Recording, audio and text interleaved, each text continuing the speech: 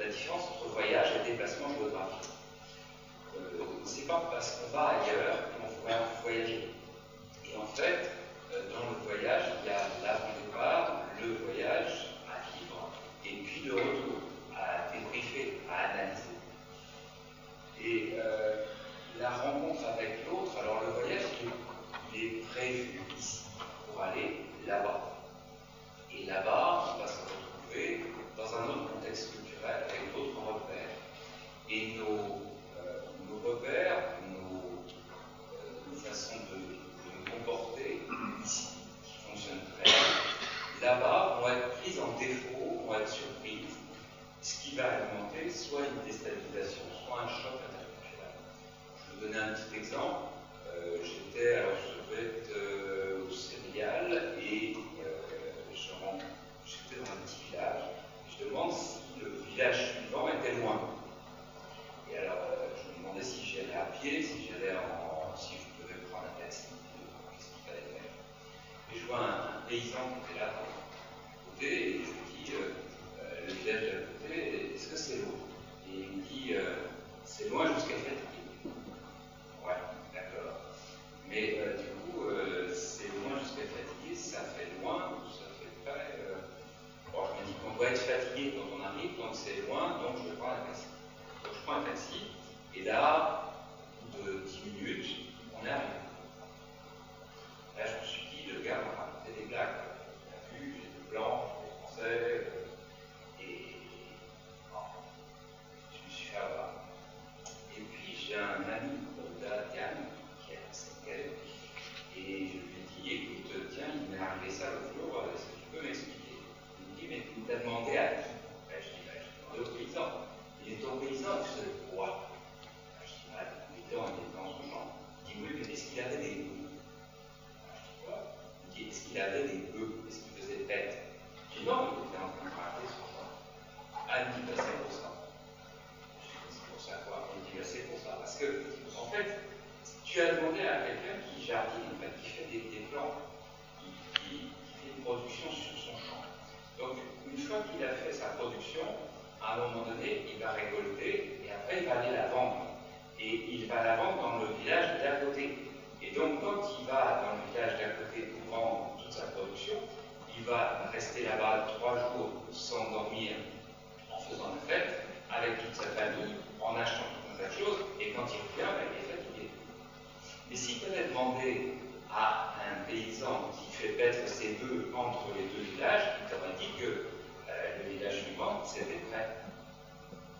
Et là, je me retrouve avec une petite question en train de me dire, j'avais jamais pensé dans ma tête que quand je demande mon chemin à quelqu'un, quand je demande à quelqu'un si c'est loin ou si c'est prêt, il faut que je pense au statut social ou à l'image de l'espace qu'il a dans sa tête. Et ça, je n'avais jamais pensé à ça. Et du coup, ça m'interroge sur moi. Moi, j'habite Tours. Et quelle est ma distance dans ma tête? Et l'autre jour, je faisais une formation pour des gens de Tours Sud qui allaient travailler à Tours Nord, en Tours Est. En gros, qui allaient travailler à Saint-Cyr ou à Saint-Pierre.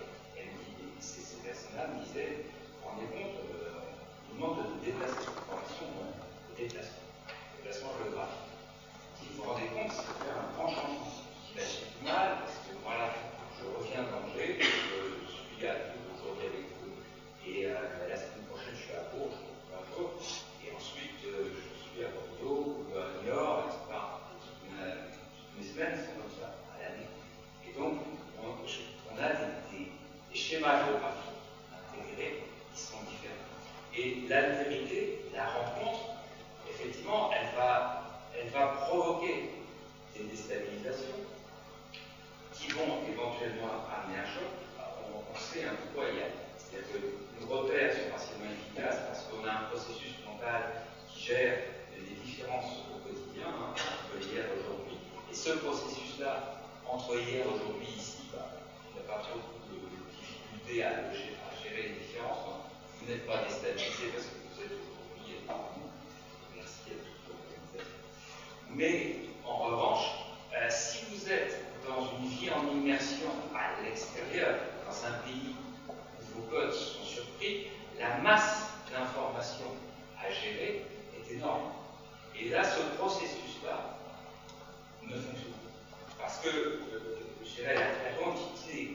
information qu'il peut gérer, il ne peut plus la gérer. Et c'est ce processus qui crée une déstabilisation. Et cette déstabilisation, si elle est émotionnellement forte, elle va alimenter un choc.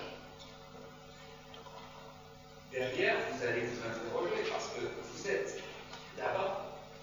Et puisque vous êtes là-bas, vous allez interroger celle qui est partie, celui qui est parti, c'est-à-dire celui d'ici. Or, ici, tout va bien. Ici, je suis dans ma culture, je suis dans mes repères. Et là, on retrouve une question existentielle importante qui est qui suis-je? Alors, qui suis-je? Moi, je m'appelle Pierre Guillaume, je suis Pierre Guillaume, sauf que je suis bien sûr français. Qu'est-ce que ça veut dire d'être français? Ça veut dire que la Chine est française, ça c'est sûr, mais alors, je suis d'origine. Ma famille est à la frontière entre la France, la Belgique et le Luxembourg. Donc, quand j'avais 10 ans, on allait de l'autre côté de la forêt et on allait chez les Belges, c'est une autre histoire. Et donc, ce qui se passe, c'est que je réalise que je suis parti en tant que Pierre avec un emballage de ma culture maternelle française. Et que cet emballage de ma culture maternelle française, au contact de ce pays différent, Sénégal, quelques pays que ce soit, et y compris en socio-culturel dans un même pays, hein, on peut avoir un choc interculturel en socio-culturel dans un même pays. Et si on prend la racine entre deux personnes, il va y avoir des fondamentaux, il va y avoir aussi des différences. Et on peut vivre des chocs interculturels entre deux personnes. Et donc, là, je me retrouve avec faire face à qui est-ce qui a créé cette facette culturelle française de moi. Et il faut remonter, et on remonte.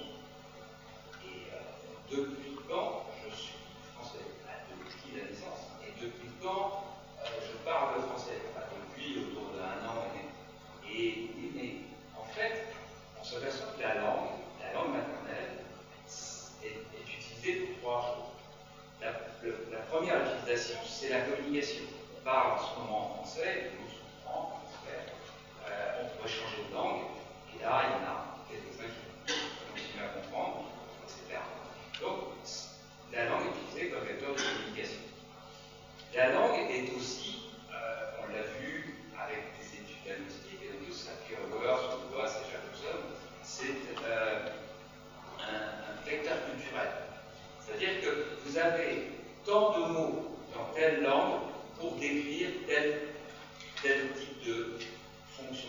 Par exemple, pour cuire en France, cuire, cuisiner, on a un registre linguistique qui est très important. Parce que c'est une thématique qui est très importante dans notre culture. La preuve, c'est que quand on va à l'étranger, on trouve toujours de la nourriture, ou on cherche à trouver de la bonne nourriture. On va s'échanger des adresses sur la nourriture. Et donc, on va avoir la langue qui va être un vecteur culturel. On sait par exemple que, il y a 3 langues inuit, mais en gros, en inuit, pour traduire la neige et la glace, on a 80 mots.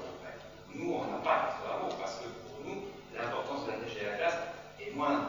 Même si, en France, avec les détails, on a quand même pas mal de mots. On a une richesse de vocabulaire sur la neige et la glace. Et j'ai un ami du Niger, Aouska, qui je lui demandais il y a combien de mots pour neige et glace sur toi. Et il me dit, bah écoute, chez nous, il y a un mot, c'est glace, et il m'ajoute, c'est un mot étranger. Et alors, effectivement, c'est la glace qu'on mange. Et donc, Saint-Pierre et Loas, on dit au tout début dans leur recherche que à partir du moment où le mot ne fait pas partie de notre langue maternelle, on ne peut pas comprendre le sens de la notion du concept que ça va donner. Alors, par exemple, neige. Et bah, c'est faux. C'est faux. C'est-à-dire que mon ami Ousmane Danzata est arrivé en France, il neigeait, il a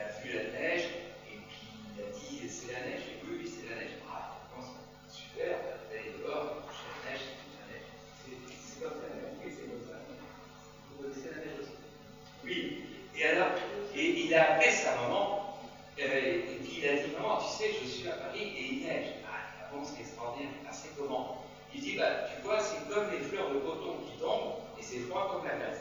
Et ça tombe comme la pluie, mais c'est froid comme la glace. Et sa maman l'a compris. Et donc, on peut très bien, grâce à n'importe quelle langue, comprendre tous les concepts de toutes les cultures et de toutes les langues. Sauf que, pour nous, c'est évident, parce que si il neige, et c'est évident. Alors que lui doit faire un petit travail mental pour expliciter, pour comparer, pour acquérir cette notion de neige qu'il n'a pas dans son référentiel d'origine. Mais il est tout à fait capable de le comprendre. Et c'est là où Boas et Jacobson ont dit, en fait, dans les langues, vous avez des obligations. Une langue va vous obliger à faire quelque chose, et une autre langue ne va pas vous obliger à faire quelque chose. Bon, par exemple, ce soir, je mange avec ma voisine. Si je mange avec mon voisin, je suis obligé de tout le dire comme ça.